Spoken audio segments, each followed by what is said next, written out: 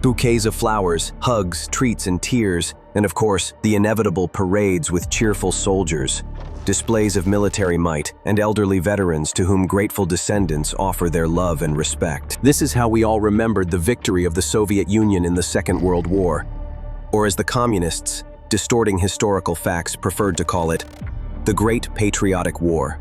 And there were countless films, songs, and myths glorifying the feats of the Soviet soldier and condemning the Nazi monster. Looking through the historical chronicles and photos from those years, I once realized that something was wrong. All this heroic imagery seemed to me too polished, unreal, artificial. Something was clearly missing, but I couldn't figure out what until it hit me.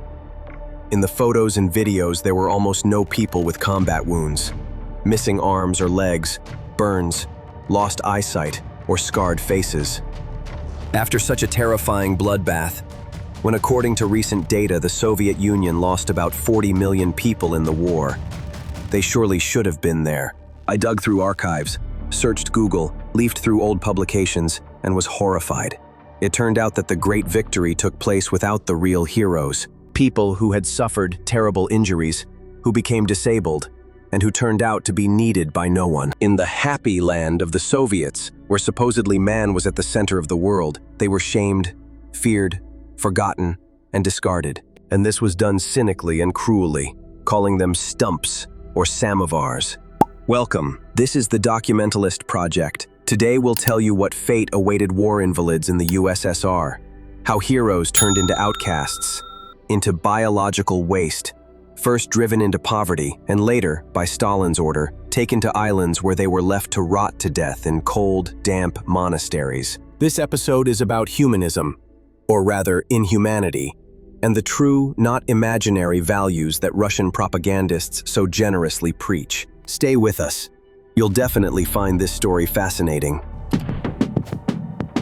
June 24th, 1945. On both sides of the front, soldiers hadn't yet healed their wounds when Stalin and his henchmen organized the victory parade on Red Square in Moscow. As always in such cases, it was held with grandeur and pomp. The event began at 10 in the morning, with 35,000 people taking part. For late June, the weather was rather chilly, just 15 degrees, with occasional rain, so people stood under umbrellas. Stalin, standing on the tribune of the mausoleum, was dressed in a raincoat and rubber boots. By the end of the ceremony, he and the marshals would be thoroughly soaked, but the bad weather didn't spoil the festive atmosphere. After all, the long and bloody war was finally over. The fascist scum had fallen at last. To the chilling sound of drums, the German standards with swastikas were cast down at the feet of the victors.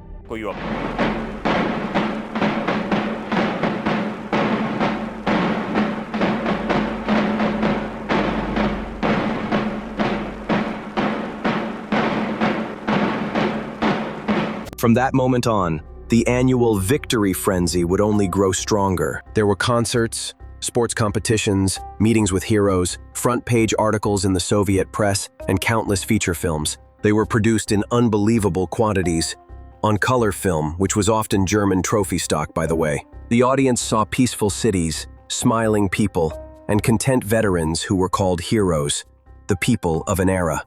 Таким он был день волнующих, незабываемых встреч.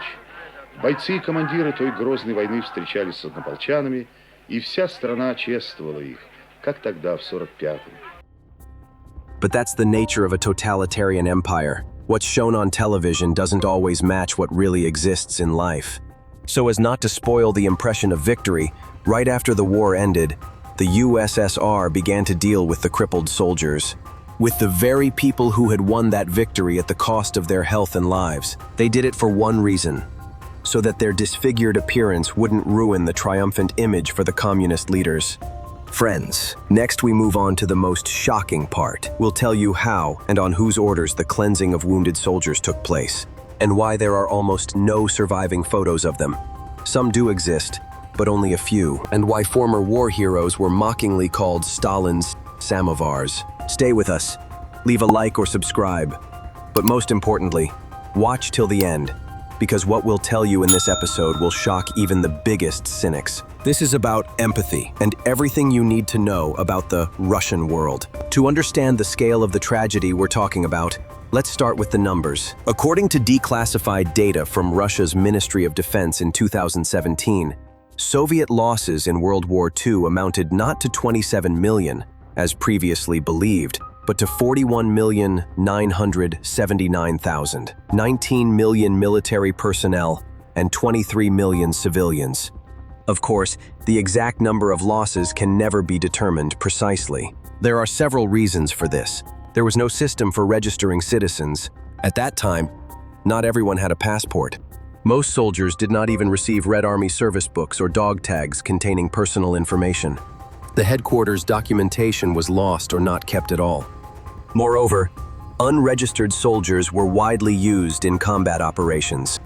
For example, 60 divisions and 200 units of the People's Militia were gathered at police stations rather than at military enlistment offices, and they were not registered. There was not even a hint of German precision and meticulousness. It is clear that out of such enormous losses, hundreds of thousands of people returned home maimed, without arms or legs, with one eye, or completely blind. All these figures exist, but I deliberately don't want to mention them because they are approximate. They are based on different calculation methods, and later in the comments we'll be reproached for not being completely accurate. I'll just say that in any case, even according to various sources, we're talking about hundreds of thousands of people.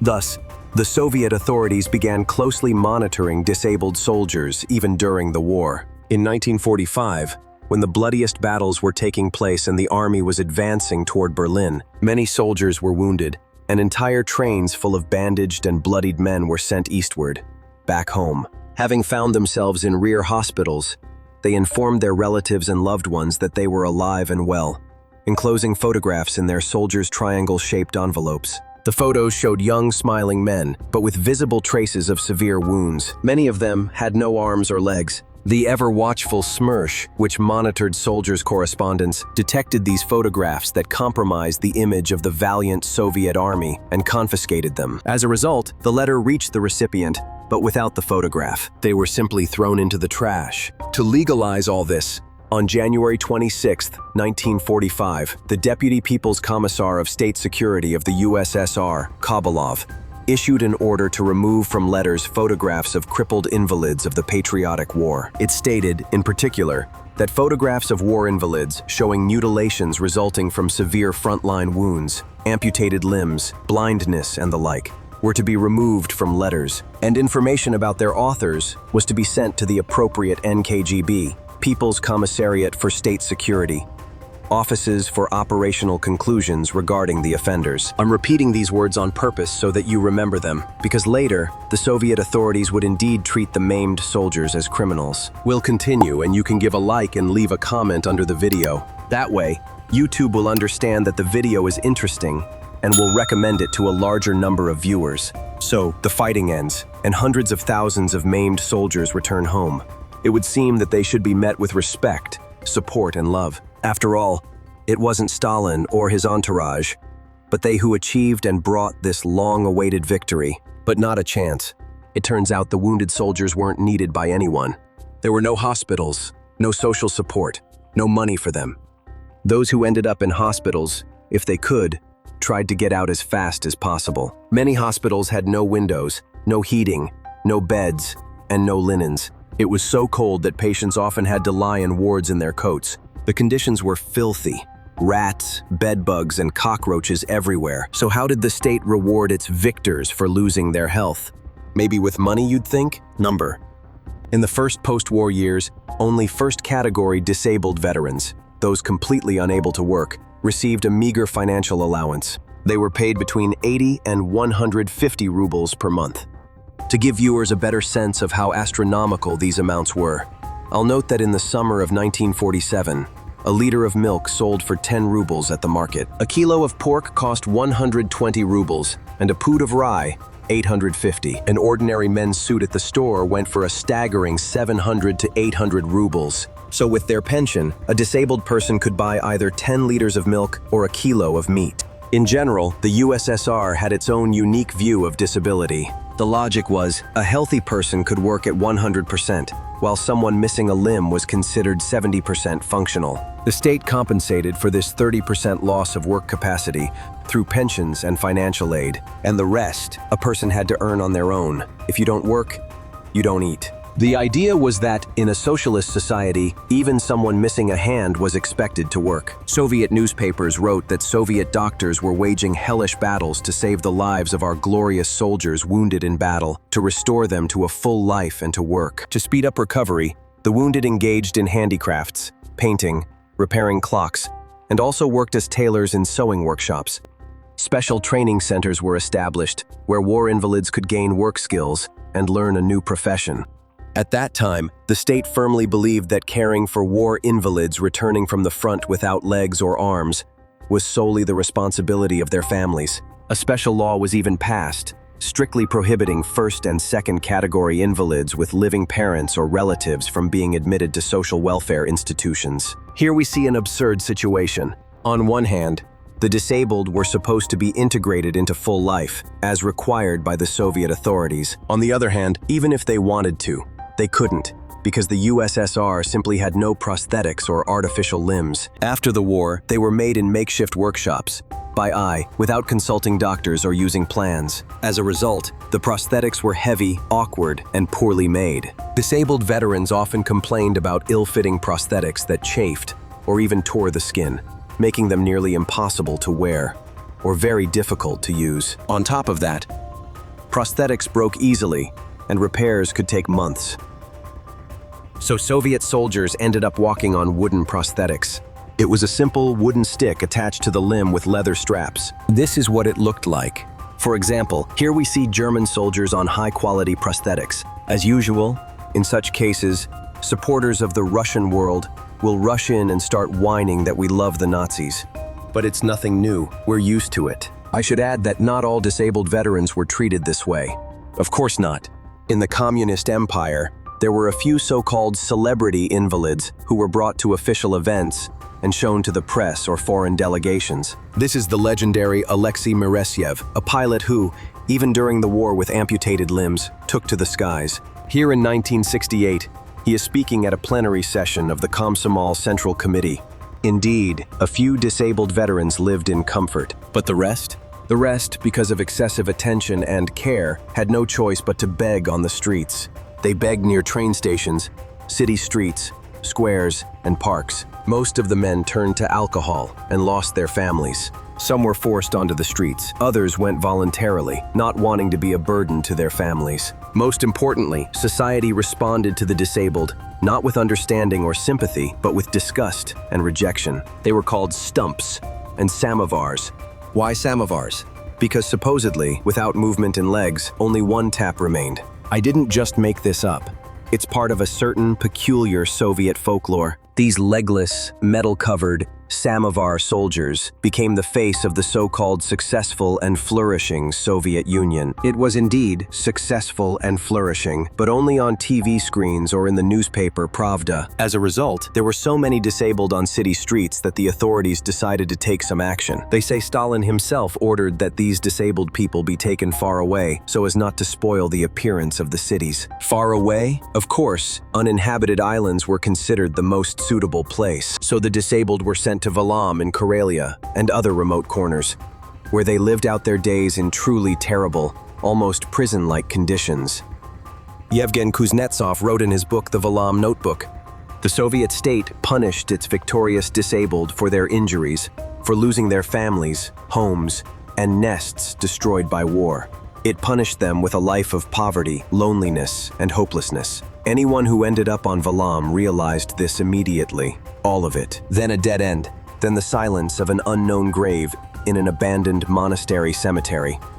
One story is directly connected to Valam. One day, the artist Gennady Dobrov visited this strict institution and decided to create a series of drawings from there. He titled one of the drawings The Unknown and exhibited it.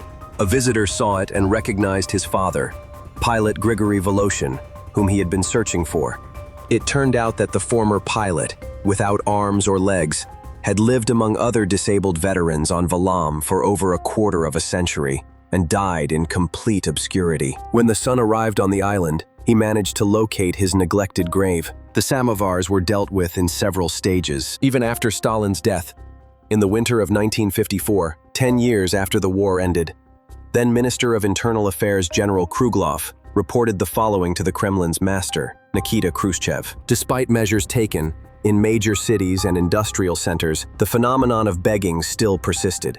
Among the beggars arrested, over 70% were war-disabled. We can say the country was in ruins and needed rebuilding, and the authorities had no time for the disabled. Yet the veterans remained neglected for decades, at a time when there were resources for building the atomic bomb and waging the Cold War against the civilized world. Why were even the living and disabled subjected to oblivion? This is a rhetorical question, and I know the answer. It lies hidden in the mysterious Russian soul. And how wonderful that we are different from them, honoring and respecting our heroes. Friends, this has been the Documentalist Project. If you enjoyed this episode, subscribe and hit the bell so you don't miss our upcoming episodes. Take care. See you next time. Thank you.